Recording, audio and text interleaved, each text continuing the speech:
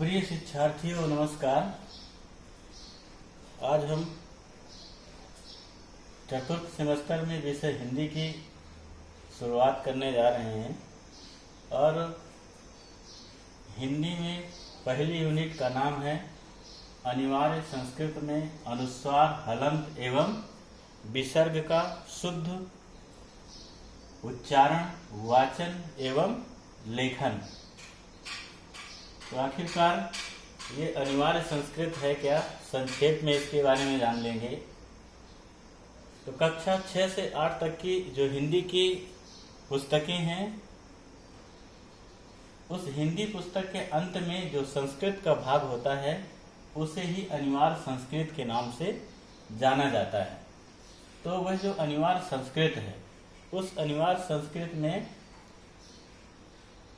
छात्र अनुस्वार हलंत एवं विसर्ग का ज्ञान प्राप्त कर सके और पढ़ते समय वह शुद्ध उच्चारण कर ले, वाचन कर ले एवं लिखते समय संस्कृत का शुद्ध लेखन कर ले। इस दृष्टि से इस यूनिट को आपके सिलेबस में रखा गया है। तो इस सिलेबस में रखने का उद्देश्य क्या है, यानी उद्देश्य यही होगा इसका कि छात्र यह जान सकें कि अनुस्वार क्या है, हलंत क्या है और विसर्ग क्या है।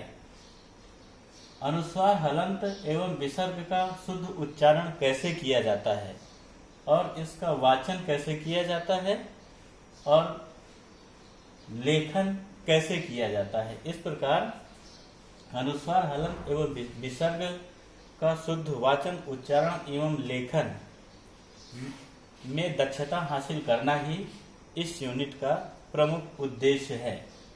तो अब हम ये जो 3 बिंदु हैं हमारे, अनुस्वार, हलंत एवं विसर्ग, इनको संक्षेप में समझने की कोशिश करेंगे। तो पहला लेते हैं हम अनुस्वार। ज्यादातर प्रशिक्षुओं को पता है कि अनुस्वार कहते किसे हैं। अनुस्वार वह ध्वनि है जो किसी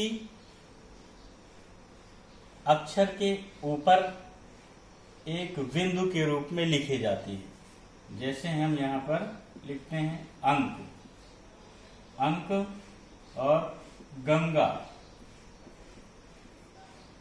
2 शब्दों में ये जो आ के ऊपर बिंदु रखा है इसे ही अनुस्वार कहते हैं और गा के ऊपर जो बिंदी रखी है इसे ही अनुस्वार कहते हैं।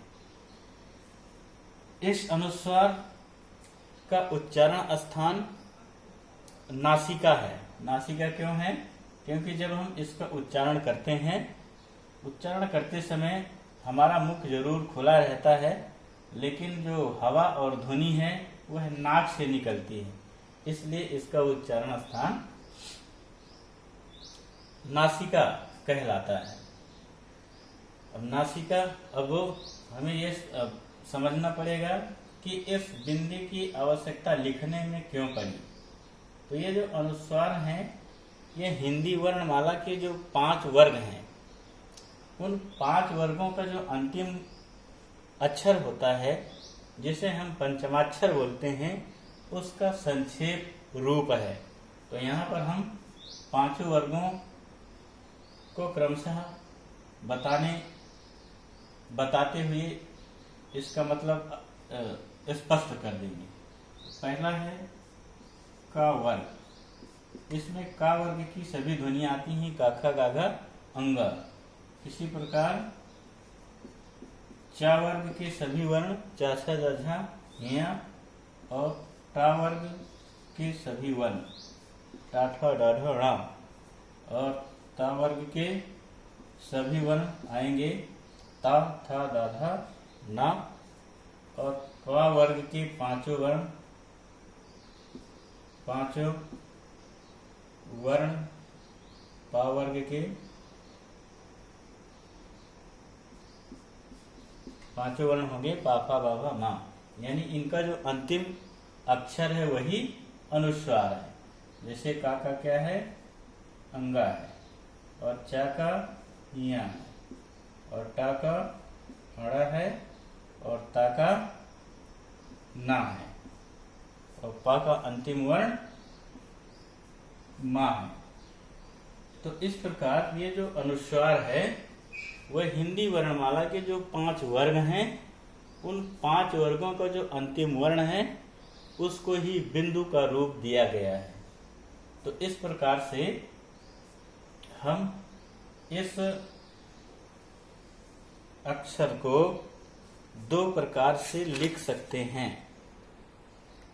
अनुस्वार को कैसे लिख सकते हैं? जैसे हमने लिखा अंक, अंक। अब इसको जो पंचमाक्षर के रूप में लिखेंगे तो इसका बनेगा अंक। गंगा, गंगा को जब लिखेंगे तो ऐसे बन जाएगा, ये बड़ा की मात्रा लग जाएगी, ये हो गया गंगा। तो यहाँ पर एक उदाहरण ही देंगे और वो आपकी समझ में आ जाएगा। अब इसी प्रकार से जैसे हम चा वर्ग लेते हैं, चंचल लिखा, चंचल, इसमें अनुस्वार है। इसको जब पंचमाक्षर के रूप में लिखेंगे तो ये बनेगा चंचल। इसी प्रकार टा है, टा वर्ग है, झंडा लेते हैं सब, झंडा। अब झंडा में इसको पंचमाक्षर के रूप में लिखेंगे तो ये आएगा झंडा। इसी प्रकार ये बंधन,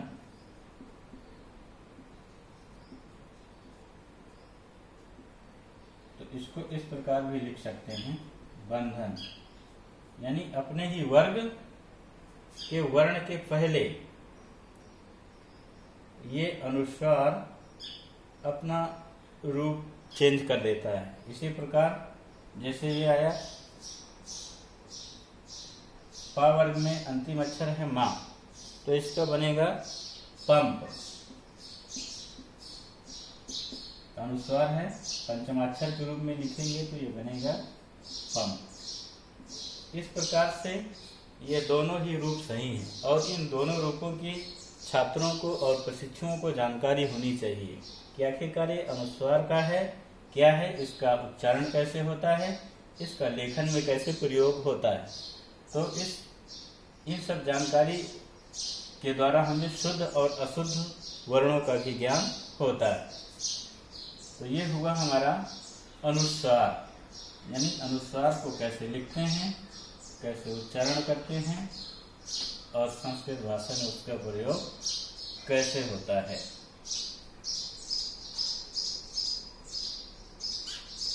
अब हम अनुस्वार के बाद पढ़ेंगे हलन।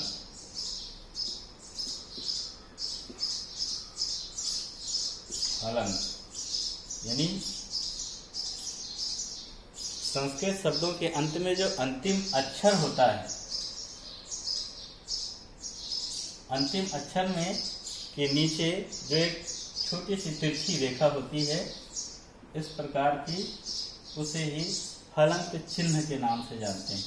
और ये हलंत 2 शब्दों के मेल से बना है। समझने की बात है ये, जैसे हल प्लस अन। हल एक प्रत्याहार है जिसमें सभी व्यंजन आते हैं और अंत का तात्पर्य है अंत में, अर्थात संस्कृत शब्दों के अंत में जो स्वर रहित व्यंजन होता है उसे ही हलंत कहते हैं। जैसे फलम, फलम यानी इस शब्द का अंतिम अक्षर मा है, यह स्वर रहित है, इसमें ये हलंत लगा हुआ है। फलम, इसको दूसरे रूप में भी लिख सकते हैं, क्या है ये, फलम। और ये जो बिंदी लगी हुई है इसका उच्चारण भी माँ ही होता है, ये ध्यान देने की बात है। यानी माँ को हम जो है अनुस्वार के रूप में या बिंदी के रूप में भी लिखते हैं, ये दोनों ही रूप सही हैं। तो इस प्रकार से ये स्पष्ट हो गया कि वह व्यंजन जो संस्कृत शब्दों के अंत में आता है उसे ही हलंत कहते हैं, यानी स्वर रहित व्यंजन। व्यंजन का शुद्ध रूप वही है जिसमें कोई भी स्वर न लगा हुआ हो। तो ये जो शुद्ध व्यंजन होते हैं इनको लिखा तो जा सकता है, लेकिन इनका पृथक से उच्चारण नहीं किया जा सकता। इनका उच्चारण तभी संभव होता है जब इन ध्वनियों में कोई भी स्वर जुड़ जाया करता है। तो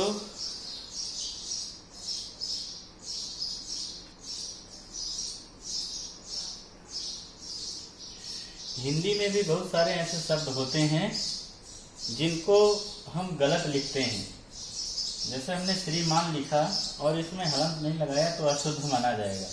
आत्मसात यानी इसका पूरा उच्चारण नहीं हो रहा, जो अंत का ता है। इसी प्रकार राजन, तो राजन में भी ये जो ना है, ये इसमें यदि हलंत इसका हट जाएगा तो ये अशुद्ध हो जाएगा। तो इस प्रकार से हमें अनुस्वार और हलंत या विसर्ग का शुद्ध ज्ञान होना चाहिए, तभी हम शुद्ध लिख पाएंगे, पढ़ पाएंगे और उसका वाचन कर पाएंगे। तो इस वीडियो के माध्यम से हमने अनुस्वार एवं हलंत के बारे में जाना, और अगले वीडियो में हम जानेंगे कि विसर्ग की क्या उपयोगिता है, विसर्ग का क्या महत्व है। तो आप सभी को अपना समय देने के लिए धन्यवाद।